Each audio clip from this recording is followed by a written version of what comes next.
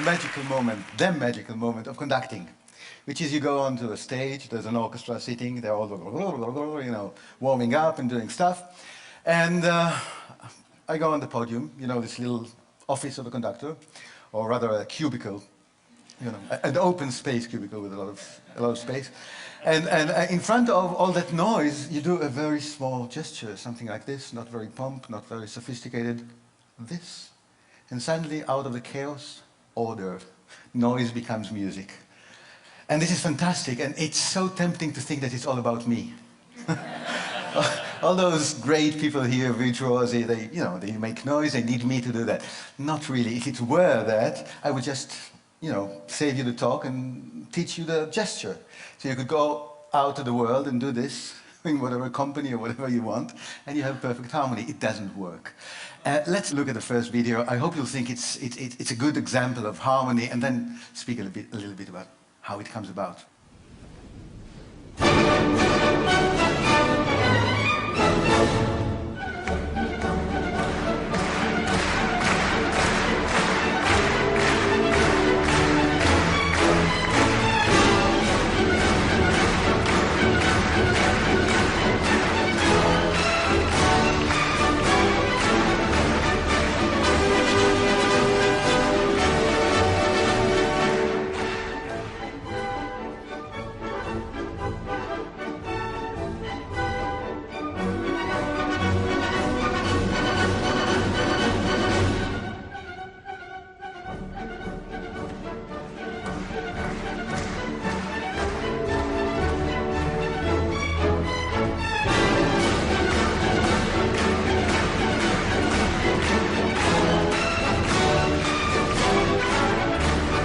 Was that nice?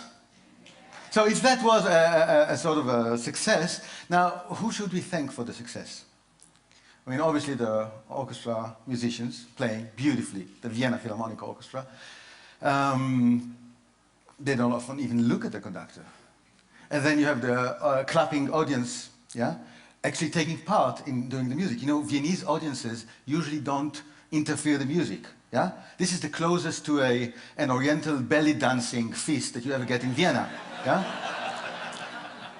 Unlike, for example, in Israel, where audiences cough all the time. Yeah? You know, Arthur Rubinstein, the pianist, used to say that anywhere in the world, people that have the flu, they go to a doctor. In Tel Aviv, they come to my concerts. So that's a sort of a tradition. But Viennese audiences do not do that. But here they go out of the regular, just to be part of that, to become part of the orchestra, and that's great. You know, audiences like you, yeah, make the event. But what about the conductor? What can you say the conductor was doing, actually? Yeah, he was happy, and I often show this, you know, to senior management. People get annoyed. You come to work. How come you're so happy? Something must be wrong there, yeah? But he's spreading happiness. And I think the happiness, the important thing is this happiness does not come from only his own story and his joy of the music. The joy is about enabling other people's stories to be heard at the same time. You have the story of the orchestra as a professional body. You have the story of the audience as a community. Yeah? You have the stories of the individuals in the orchestra and in the audience. And then you have other stories, unseen.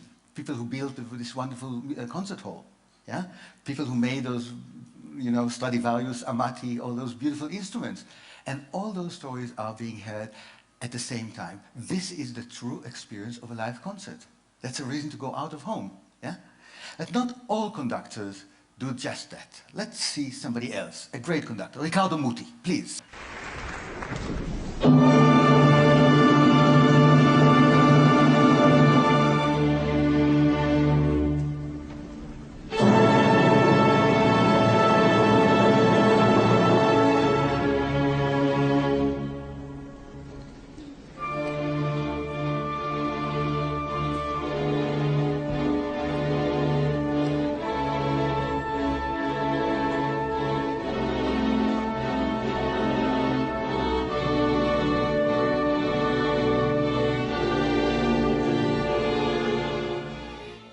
Very short, but you could see it's a completely different figure, right?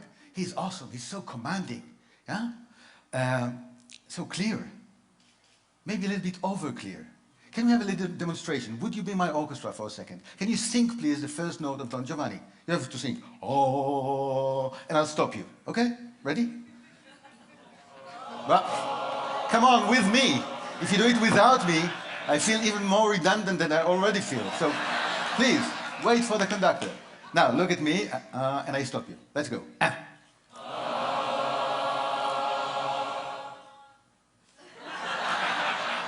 So we'll have a little chat later, but there's a vacancy for a...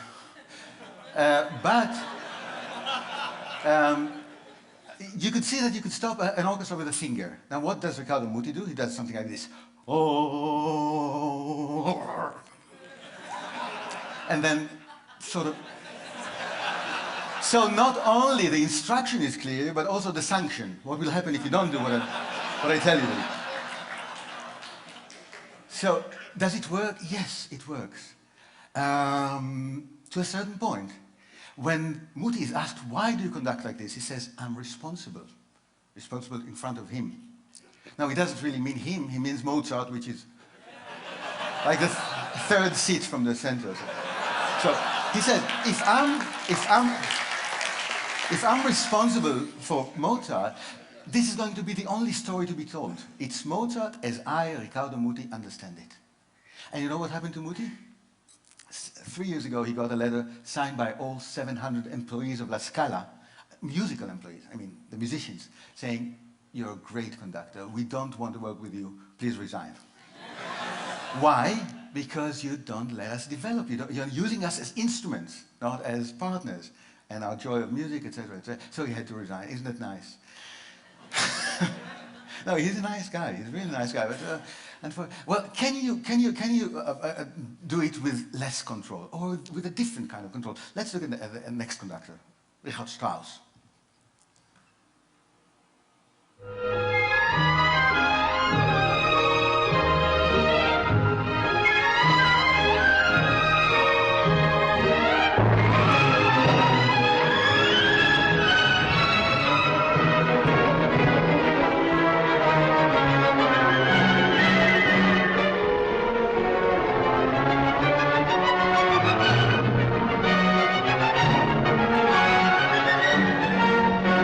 I'm afraid you'll get the feeling that I really, picked up on him because he's old, and it's not true. When he was a young man, about 30, he wrote what he called the 10 Commandments for conductors.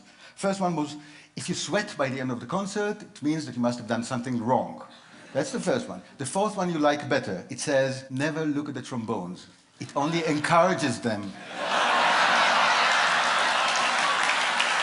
So, the whole idea is really to let it happen by itself. Do not interfere. But how does it happen? Did you see him turning pages in the score? Now, either he's senile and doesn't remember his own music because he wrote the music, or he's actually transferring a very strong message to them saying, come on guys, you have to play by the book. So it's not about my story, it's not about your stories, it's only the execution of the rhythm music, no interpretation. Interpretation is the real story of the performer. So no, doesn't want that. That's a different kind of control. Let's see another super conductor, a German superconductor, Herbert von Karajan, please.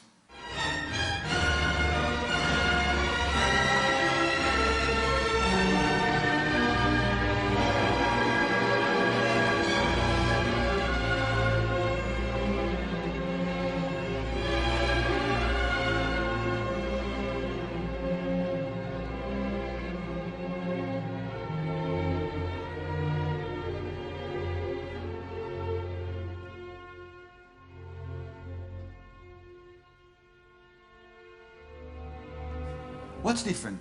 Did you see the eyes? Closed. Did you see the hands? Did you see this kind of movement? Let me conduct you twice. Once like a Muti, and you'll clap.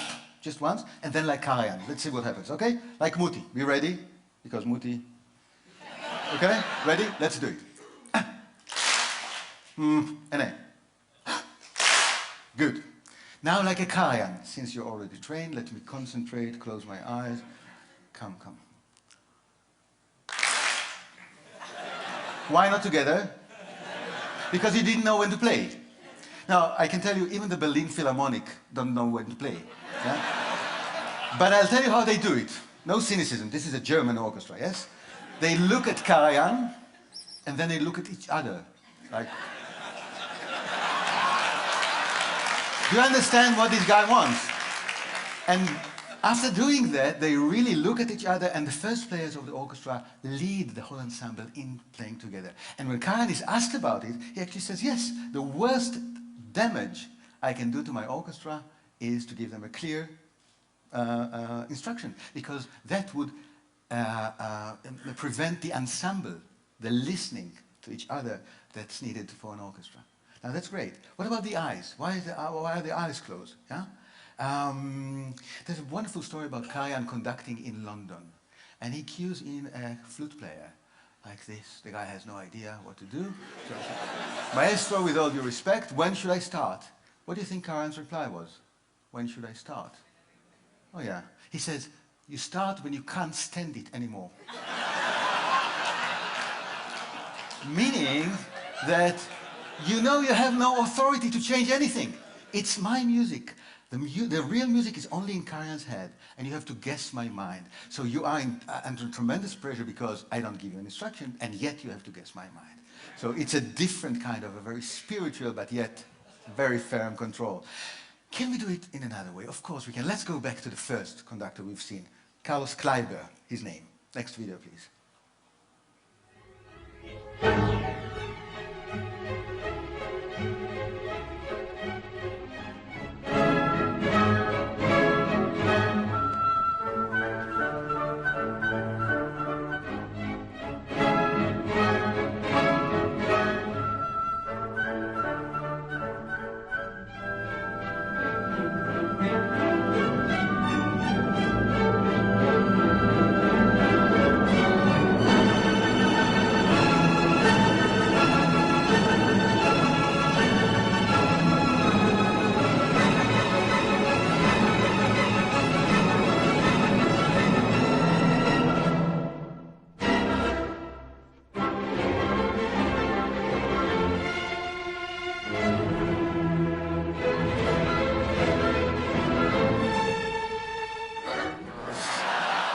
Yeah.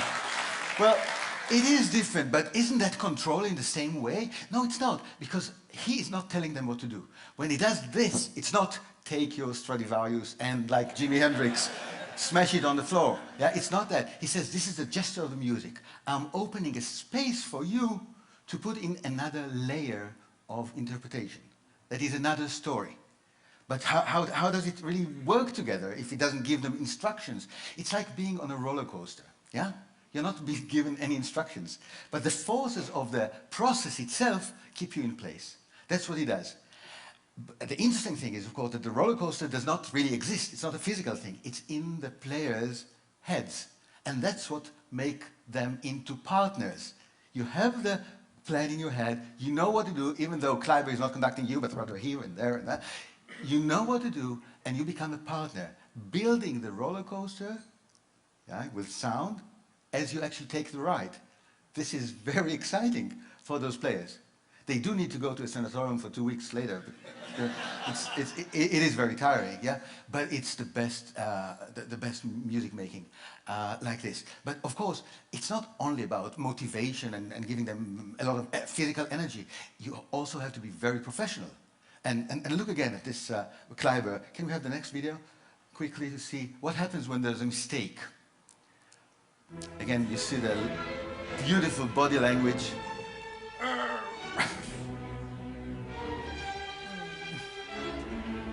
And now there's a trumpet player who does something not exactly the way it should be done. Go on with the video.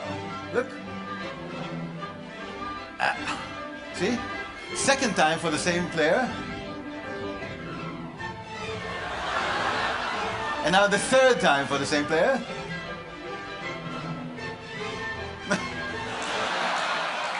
Wait for me after the concert. I have a short notice to give you. You know, when it's needed, the authority is there. It's very important. But authority is not enough to make people your partners. Let's see the next video, please. See what happens here. You might be surprised, having seen Kleiber as such a hyperactive guy. He's conducting Mozart. whole orchestra is playing. Now something else. Huh.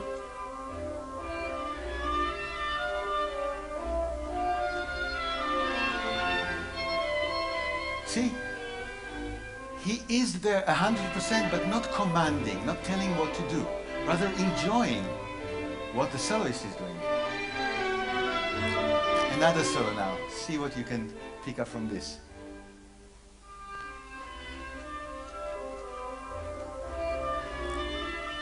Look at the eyes. Okay. You see that? First of all, it's a kind of a compliment we all like to get. It's not a feedback. It's, yeah, it comes from here. So that's a good thing. And the second thing, it's about actually being in control, but in a very special way. When Kleiber does, did you see the eyes going from here? Tom? You know what happens? Gravitation is no more. Kleiber not only creates a process, but it also creates the conditions in the world in which this process takes place. So again, the oboe player is completely autonomous and therefore happy and proud of his work and creative and all that. And the level in which Kleiber is in control is a different level. So control is no longer a zero-sum game. You have this control, you have this control, and only put together in partnership brings about the best music. So Kleiber is about process, Kleiber is about conditions in the world, but you need to have process and content to create a meaning. Lenny Bernstein, my own personal maestro, since he was my great teacher, Lenny Bernstein always started from the meaning. Look at that, please.